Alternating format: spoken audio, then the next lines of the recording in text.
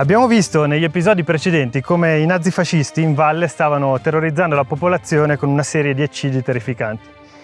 In Val Grande invece in molti stavano ancora cercando la salvezza. Superti ed alcuni compagni sopravvissuti all'imboscata dell'Alpe Portaiola raggiunsero l'Alpe Straolgio. Inizialmente trovarono l'alpeggio libero e riuscirono a riposarsi un poco. Dopo qualche minuto però videro delle persone in lontananza avvicinarsi che scambiarono per alpigiani. In realtà quelle persone erano tedeschi e fascisti travestiti da alpigiani. Arrivati all'alpeggio ci fu una sparatoria dove persero la vita 3 partigiani. Superti invece riuscì a nascondersi qua vicino insieme a un giovane di Varese. Quando la zona viene lasciata dai nazifascisti, i 2 uomini si rimettono in marcia. Dopo parecchi giorni senza mangiare e allo stremo delle forze, riusciranno a raggiungere l'Alpe Crot, dove Superti porrà le basi per la ricostruzione del Val d'Ossola. Questa fu la sua testimonianza.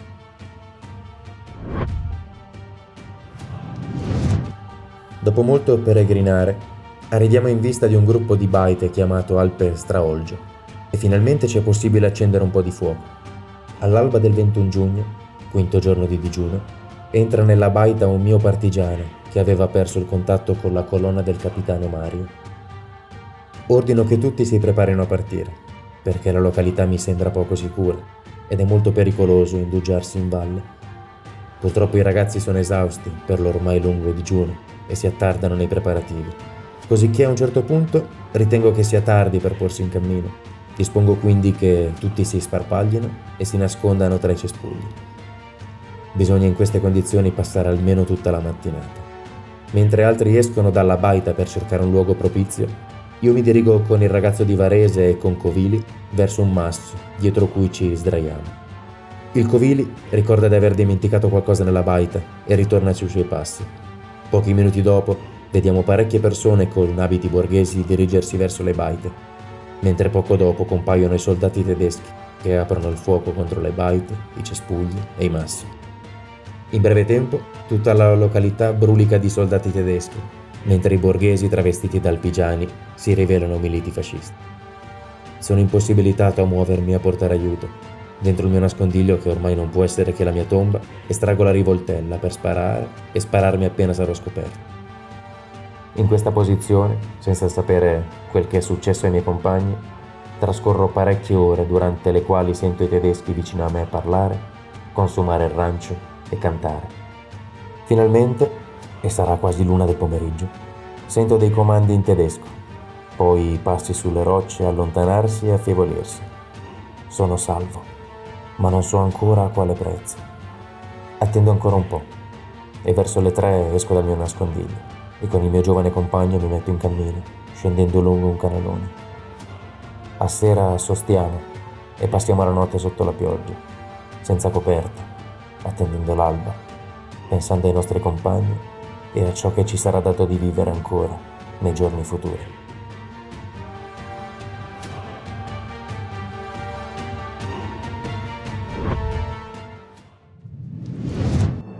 All'alba del 22 giugno, gli 8 partigiani del gruppo di Mario Morandi e Adolfo Vigorelli, dopo molte notti passate a camminare in cerca di una via di fuga, raggiungono l'Alpe Casarolo, dove trovarono anche altri partigiani scampati a rastrellamento.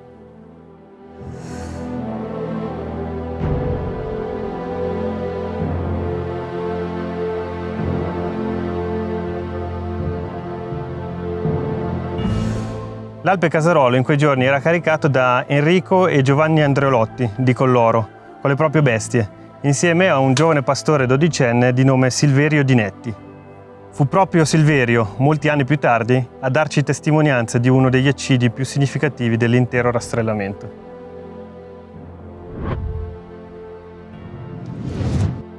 Era il 22 giugno 1944, una giornata di bel tempo.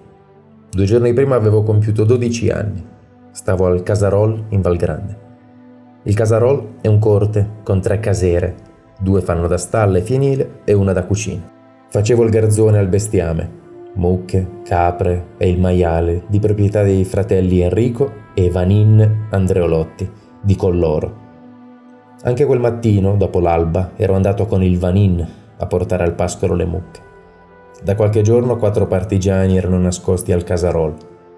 Quel mattino, prima dello spuntare del sole, ne erano arrivati altri 13. Allora il Gallina e gli altri 3, che avevano i fucili, avevano preferito andarsene via, verso gli alpeggi di qua giù. Verso le 7, quei 13 partigiani, tutti disarmati, stavano preparando un po' di polenta nella casera da fuoco. Qualcuno di loro stava parlando con l'Enrico, quando si presentarono 3 soldati tedeschi. Uno dei 3 aveva in spalla un Brentin, credo che venissero a prendere il latte. Il primo colpo che uno di loro sparò ammazzò il nostro cane che abbaiava, poi tutti e 3 mirarono ai partigiani che stavano uscendo dalla casera. Parecchi vennero colpiti, altri si buttarono in basso e sparirono nel bosco. Io e il Vanin eravamo a poco più di 100 metri in linea d'aria e avevamo visto e sentito tutto dopo il primo colpo. Finita la sparatoria, i 3 soldati presero insieme l'Enrico e si incamminarono lungo il sentiero che porta in La Piana. Quando arrivammo alle casere, trovammo 5 partigiani morti e 2 feriti. Uno dei feriti era a terra davanti a una stalla, l'altro era seduto vicino alla porta della cucina. Era quello che i partigiani chiamavano tenente, e mi accorsi che era ferito al ginocchio. Credo che fosse ferito anche nella pancia. Stava seduto senza muoversi. Stavamo ancora osservando la scena che dalla parte del Muntasel scesero 5 militi fascisti, i quali videro subito i morti e i 2 feriti. Un milite domandò al tenente di dov'era e quello rispose che era di Milano. Poi il tenente mi chiese un po' d'acqua. Andai alla fontana e gliela portai. Ne bevve qualche sorsata. Subito dopo pregò il milite che gli aveva fatto le domande di sparargli e di ammazzarlo. E il milite, mentre gli altri 4 stavano controllando i morti e uccidendo l'altro ferito, sparò 5 colpi da 2 metri di distanza. Poi si allontanò dietro i suoi compagni. Allora il tenente partigiano mi disse: vai a richiamarli e di a loro che tornino a darmi la grazia. Io li rincorsi e al milite che gli aveva sparato glielo dissi: ha detto il tenente di tornare a dargli la grazia. Il milite capì e tornò indietro. Gli sparò un colpo in testa, lasciandolo morto. Tornarono anche gli altri 4 fascisti e presero con sé alcune delle nostre bestie e anche il Vanin, che per tutto questo tempo era rimasto fermo in piedi senza fiatare. Via loro andai giù allo Scrivalun e raccontai al Tinela quello che era successo al Casarol. Poco dopo vedemmo che i 3 tedeschi tornavano al Casarol, ma senza l'Enrico. Non potevano essere andati fino in La Piana, non potevano avere fatto in tempo. Venimmo a saperlo dopo, che l'Enrico l'avevano ammazzato strada facendo. Forse aveva tentato di scappare. I 3 tedeschi arrivarono al Casarol per la seconda volta, proprio quando il Vanin, che i fascisti avevano lasciato andare dopo essere arrivati al Muntasel, stava attraversando svelto i prati tra il Casarol e lo Scrivalun. Quando lo videro gli spararono. Forse l'avevano preso per un partigiano, forse gli avevano gridato di fermarsi. Il Vanin, colpito, scappò nel bosco, ma finì per morirci dentro. Fu ritrovato un mese dopo, verso la Val Gabbio, perché si sentiva la puzza da distante. Quei 3 tedeschi poi, al Casarol, incendiarono 2 casere e se ne tornarono in La Piana, portandosi dietro 3 bestie, una mucca e 2 manzette.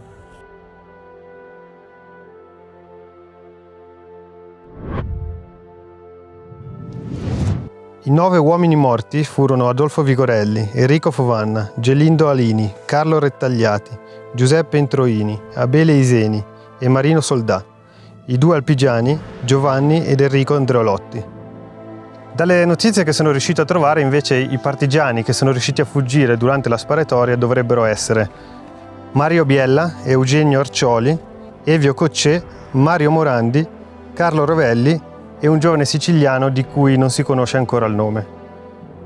Carlo Rovelli e Mario Biella rilasciarono qualche anno dopo le seguenti testimonianze, che come sentirete si discostano leggermente dalla versione raccontata da Silverio Dinetti, ma in quegli attimi così concitati e a distanza di parecchi anni è comprensibile che i ricordi dei dettagli siano abbastanza confusi.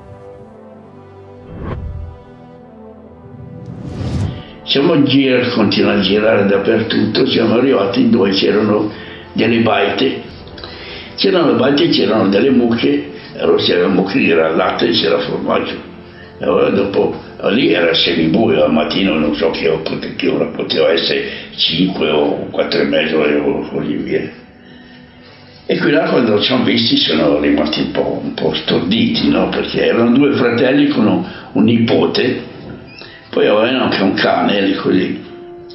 E ci hanno, diciamo così, sentito, ci hanno dato da puretta un po' di latte, formaggio, e lì abbiamo mangiato. A tutto un botto si presentano 2 tedeschi della SS davanti a noi e noi di armi non ne avevamo più, perché non c'era più pallottole né niente. Lì hanno cominciato a sparare. È stato un po' un scompiglio, la parola più giusta, almeno che sia data a quel momento lì. Perché taluni erano dentro e sono usciti e diversi erano fuori. E lì quelli 2 là con i mitrastem li hanno rasati tutti li hanno ammazzati. Si è salvato uno e un altro era mezzo ferito. Io ero in baita, sai cosa ho fatto io?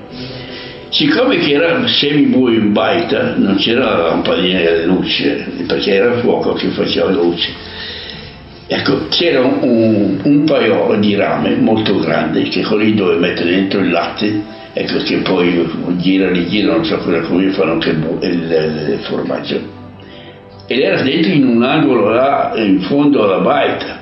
Io sono andato là, ho tirato fuori il portafogli e l'ho messo nelle fessure della roccia, dei sassi della baita, no?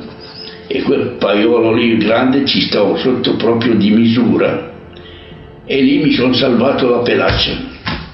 Però ho visto a un certo punto che uno dei 2 di tedeschi era entrato e uno era morto già, uno dei partigiani, e poi era morto un altro che era là un po' più.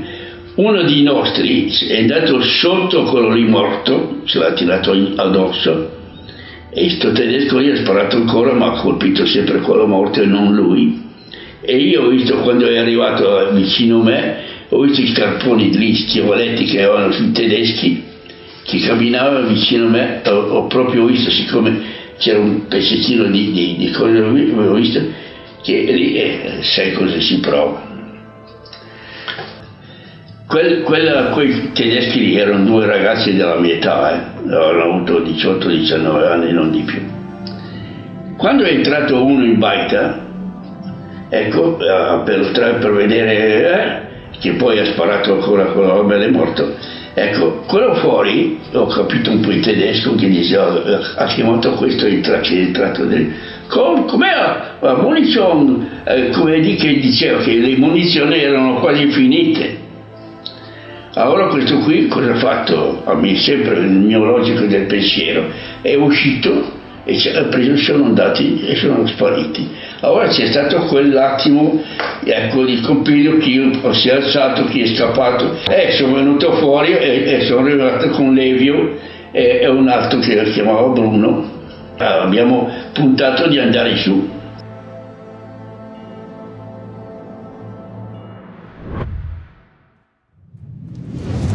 Il tenente aveva messo fuori a far la sentinella 2 compagne, tra cui il Morandi.